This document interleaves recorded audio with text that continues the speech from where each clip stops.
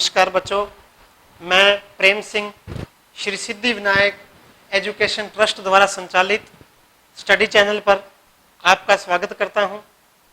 आज हम कक्षा 12 के इतिहास विषय की जो पुस्तक है भारत का इतिहास,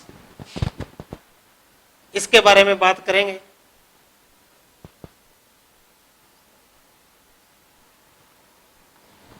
जिन विद्यार्थियों ने इतिहास को एज ए सब्जेक्ट 11th में पढ़ा, तो 11th में आपने विश्व का इतिहास नाम से पुस्तक को पढ़ा है।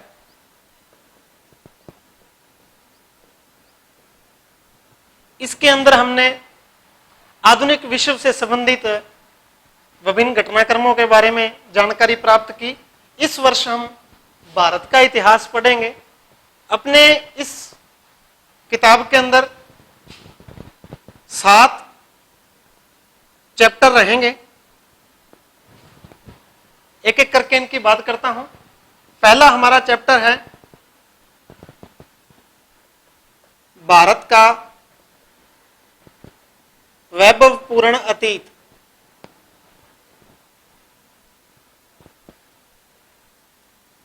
हम यहीं से आज अपनी बात शुरू करेंगे। दूसरा हमारा चैप्टर रहेगा भारत के इतिहास के स्वर्णिम पृष्ठ। तीसरा चैप्टर है हमारा बाह्य आक्रमण और आत्मसातीकरण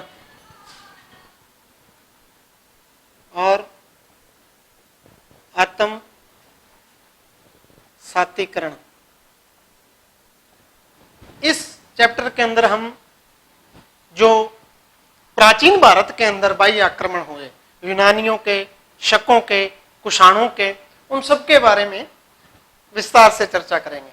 चौथा अध्याय है हमारा मुगल आक्रमण।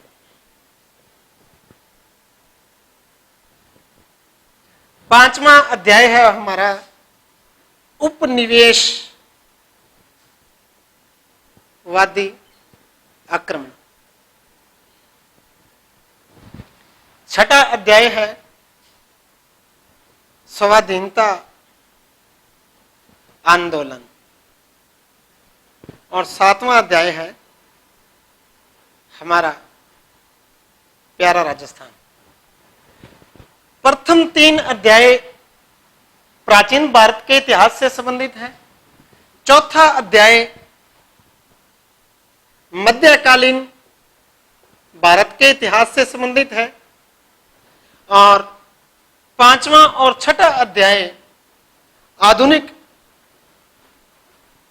भारत के इतिहास से संबंधित है। जैसा कि आपको विदित है कि भारत के इतिहास को हम 3 भागों में बांटते हैं: प्राचीन भारत का इतिहास, मध्यकालीन भारत का इतिहास और आधुनिक भारत का इतिहास। तो इन तीनों खंडों के हम, प्राचीन का सिलेबस थोड़ा हमारे पास ज्यादा है, 3 चैप्टर हैं, मध्यकाल का 1 और आधुनिक के 2 और राजस्थान के इतिहास का अंतिम अध्याय, जिसके अंदर हम राजस्थान के अंदर स्वतंत्रता आंदोलन, प्रजामंडल आंदोलन और राजस्थान का एकीकरण, इन दोनों को पढ़ेंगे। आज हम प्रथम अध्याय की बात करेंगे,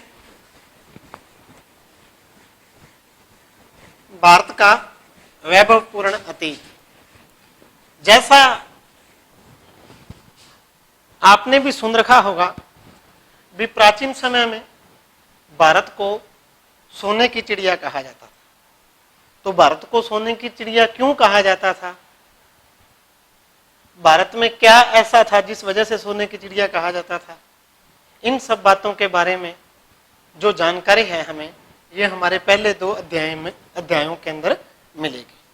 भारत का इतिहास जहां से शुरू होता है, वहां से शुरू करके और भारत की स्वतंत्रता तक का इतिहास इस वर्ष हम इस क्लास में पढ़ने वाले हैं। शुरू करते हैं भारत का वैभवपूर्ण अतीत। इस चैप्टर को शुरू करने से पहले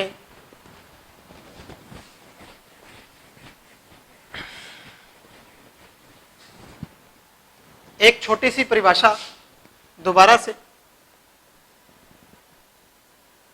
इतिहास शाब्दिक अर्थ इति प्लस हास, दो शब्दों से मिलकर बना है। निश्चित रूप से ऐसा ही हुआ था। इति प्लस हास, शाब्दिक अर्थ रह जाता है ऐसा ही हुआ था।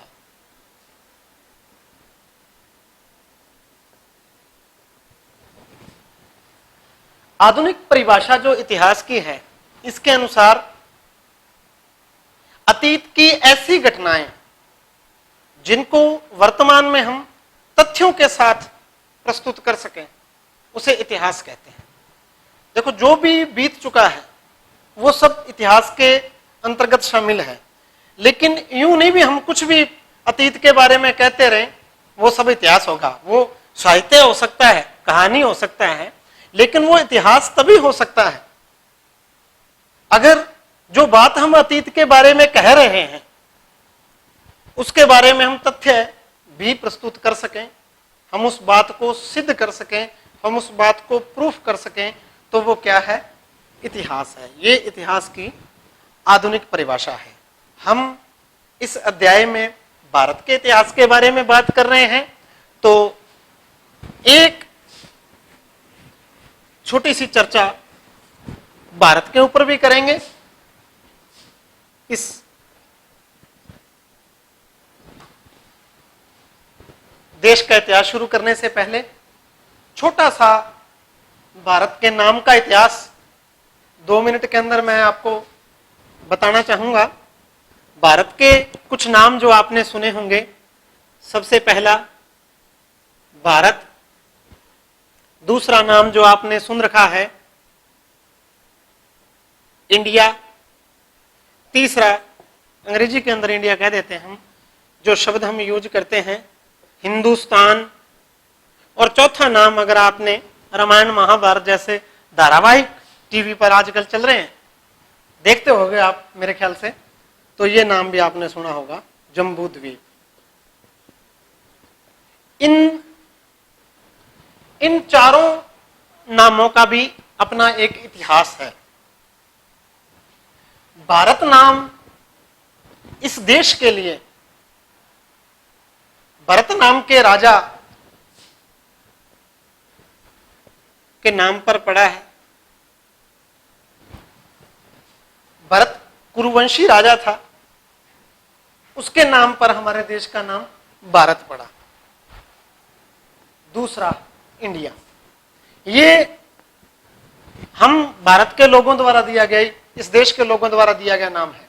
दूसरा नाम इंडिया विदेशियों द्वारा दिया गया नाम है, और किन्होंने दिया?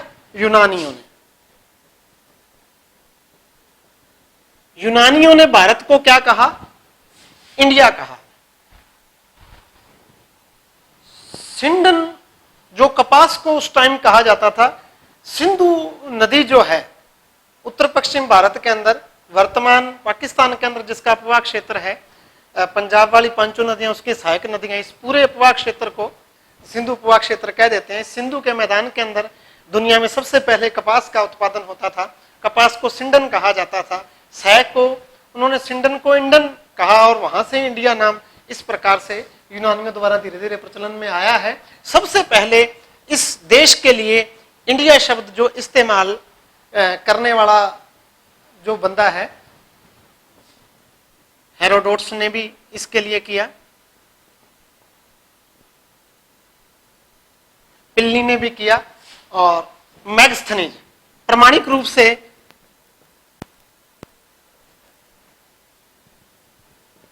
कौन है मैगस्थनीज, आगे हम इसके बारे में डिटेल से चर्चा करेंगे। आपने अशोक का नाम सुना होगा, मौर्य सम्राट अशोक। तो अशोक के जो दादाजी थे चंद्रगुप्त मौर्य, उनके दरबार में यूनानी राजदूत था मैगस्थनीज। इन्होंने एक पुस्तक लिखी थी इंडिका, जिसमें इस देश के लिए सबसे पहले इंडिया शब्द का प्रयोग लगभग 3री से 4थी शताब्दी ईसा पूर्व में किया गया। उससे पहले भी किया गया था। हिंदुस्तान शब्द का प्रयोग जो है अरबों द्वारा किया गया इस देश के लिए। सबसे पहले नस्क रुस्तम नाम का एक अभिलेख मिलता है हमें, उसके अंदर हिंदुस्तान शब्द का इस्तेमाल होता है, लेकिन ये सिंधु नदी और उसके अपवाह क्षेत्र के बारे में था। फिर आगे चल के मुस्लिम ग्रंथों के अंदर जो है 11वीं 12वीं शताब्दी के अंदर कब प्रचलन में आया है, 11वीं से 12वीं शताब्दी, बहुत मतलब मध्यकाल के अंदर ये नाम प्रचलन में आया है। और इंडिया शब्द कब प्रचलन में आया है, 3री से 4थी शताब्दी ईसा पूर्व, काफी प्राचीन है भी। और जम्बू द्वीप जो नाम है वो हमें पुराणों के अंदर इस देश के लिए जो नाम मिलता है जम्बू द्वीप मिलता है। थोड़ा सा भौगोलिक इतिहास अपने देश का बात करेंगे, फिर हम इस अध्याय को शुरू करेंगे।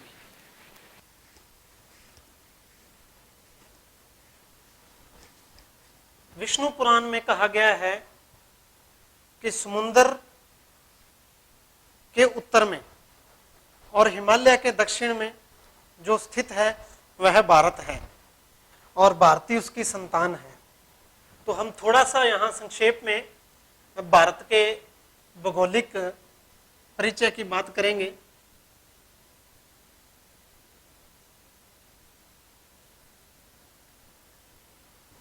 एक मैप से समझेंगे इसको।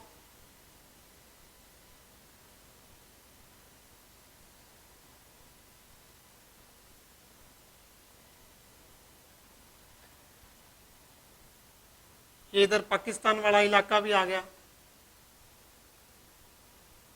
ये विभाजन से पूर्व का भारत हो गया, जिसे हम कह देते हैं भारतीय उपमहाद्वीप।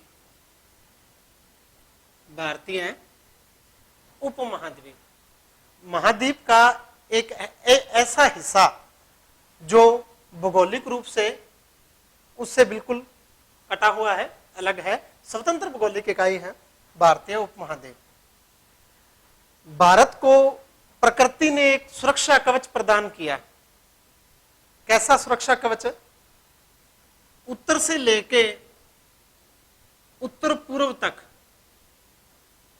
विशाल हिमालय जो है भारत की सुरक्षा करता है। ये एक प्राकृतिक दीवार है, प्राकृतिक सीमा है जो दो तरफ से भारत की रक्षा करती है। यहां उत्तर और यहां पूर्व और उत्तर पूर्व, नॉर्थ ईस्ट, इन तीनों तरफ से जो भारत की सीमा बनाने का काम करते हैं वो हिमालय।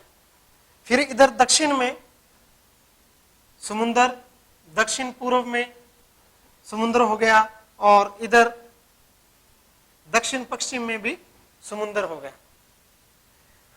उत्तर पश्चिम में भी इधर पामीर ग्रंथि से निकलती हैं सुलेमान, हिंदू कुश पर्वत श्रेणियां, सुलेमान और हिंदू कुश पर्वत श्रेणियां हैं। ये उत्तर पश्चिम में एक दीवार का काम करती हैं।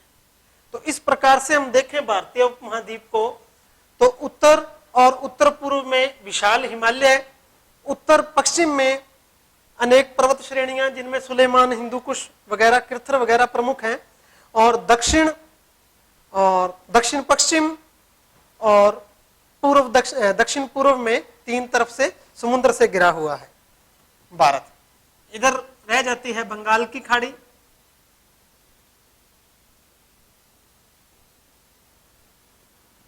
और दक्षिण पश्चिम में अरब सागर,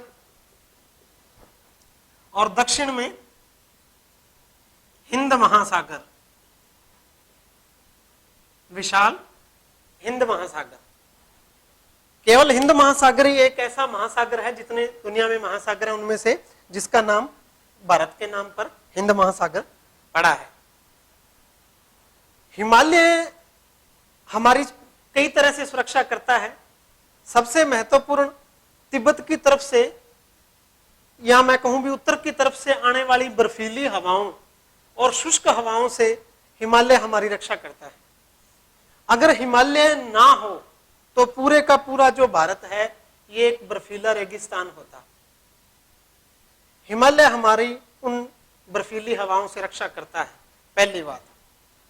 दूसरी बात, इस हिमालय से ही जितनी बड़ी नदियां हैं जो भारत के अंदर विशाल मैदानों का निर्माण करती हैं, वो सारी नदियां, उनका उद्गम स्थल जो है वो हिमालय में है। ताजे मीठे जल के विशाल ग्लेशियर इस हिमालय की देन है, जो निरंतर हमें ताजा पानी नदियों के माध्यम से उपलब्ध करवा रहे हैं। तो ये हिमालय का भारत के भूगोल पर प्रभाव है, और भारत के इतिहास को भारत के भूगोल ने बहुत ज्यादा प्रभावित किया है। पूरे भारत के इतिहास में अगर हम देखें तो स्वतंत्रता के बाद चीन ने जो भारत पर आक्रमण किया, वो एकमात्र आक्रमण है जो भारत में हिमालय को पार करके किया गया है। नहीं तो संपूर्ण भारत के इतिहास में कोई भी आक्रमण उत्तर या उत्तर पूर्व से भारत पर नहीं हुआ। इसकी वजह यही है भी हिमालय बहुत ज्यादा ऊंचा है, और इसमें जो दर्रे हैं वो बहुत तंग हैं, और पूरे वर्ष में कुछ महीनों के लिए ही वो दर्रे खुलते हैं, और उनमें से व्यापार या सांस्कृतिक आवागमन तो हुआ है उन दर्रों के माध्यम से, लेकिन पूरी की पूरी फौजें लेके भारत की तरफ आ पाना भी असंभव रहा है, और कभी किसी भारतीय शासक ने भी इस हिमालय को पार करके उत्तर की तरफ आक्रमण करने का साहस नहीं किया। अगर हम बात करें उत्तर पश्चिम की, तो उत्तर पश्चिम में स्थित जो ये पर्वत श्रेणियां हैं, इनमें कई विशाल दर्रे हैं, जिनमें प्रमुख है दर्रा खैबर,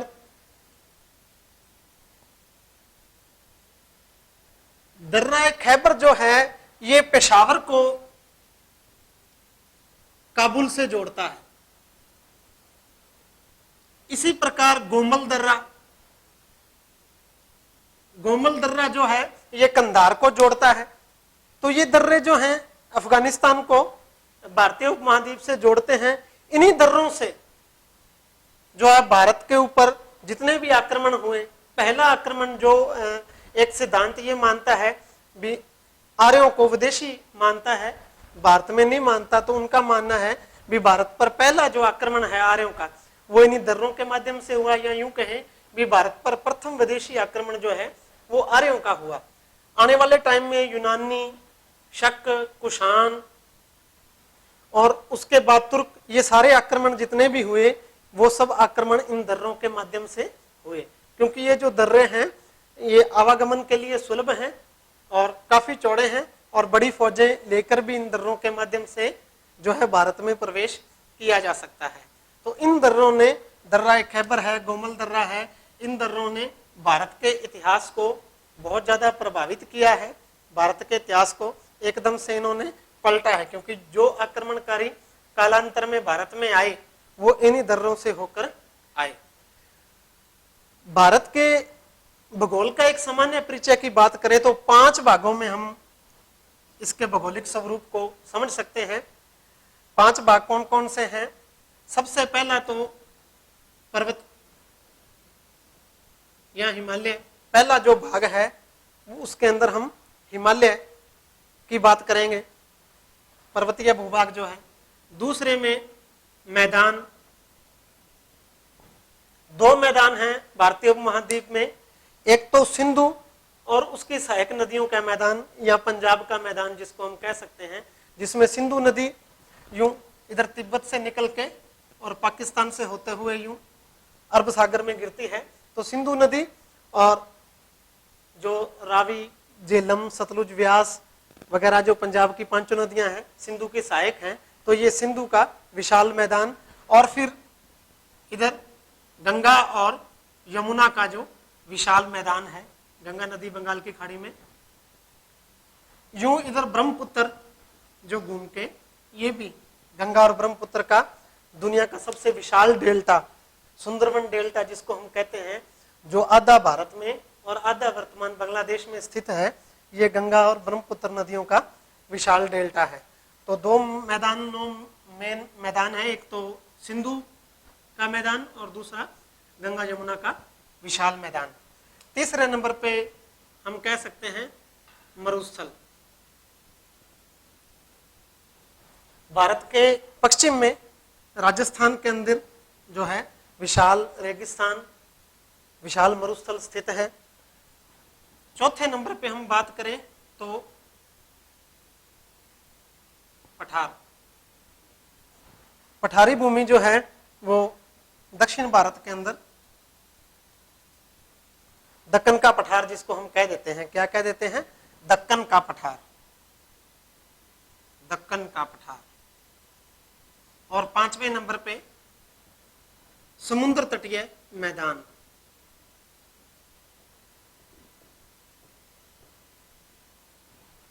तो ये पांचवा दोनों तरफ जो है इसको हम पश्चिमी घाट कह देते हैं, इसको पूर्वी घाट कह देते हैं। तो समुद्र तट के साथ साथ एक संकरी पट्टी के रूप में ये मैदान है। तो ये हम मोटा मोटा जो है भारत का भौगोलिक परिचय हमने बात की है, जिसमें पर्वत भी हैं, मरुस्थल भी है, मैदान भी है, पठार भी है और समुद्र तटीय मैदान भी है। तो हम देखते हैं कि भारत में बहुत ज्यादा भौगोलिक विविधता है। इसी भौगोलिक विविधता की वजह से यहाँ पर विभिन्न संस्कृतियों का एक सम्मिलन है। अलग अलग जो जलवायु के अंदर अलग अलग प्रकार की संस्कृति, भाषा, बोली, रंग रूप वाले जो लोग हैं भारत के अंदर पाए जाते हैं। लेकिन इन सब विविधताओं के होते हुए भी भारत में अनेकता में एकता पाई जाती है। तो ये हमने एक भारत के जो है नॉर्मल भौगोलिक परिचय की बात की है। आगे हम जो पहला चैप्टर है हमारा भारत का वैभवशाली अतीत, उसमें हम बात करेंगे और इसको हम शुरू करेंगे भारतीय इतिहास के स्रोतों से नेक्स्ट वीडियो में। Thank you.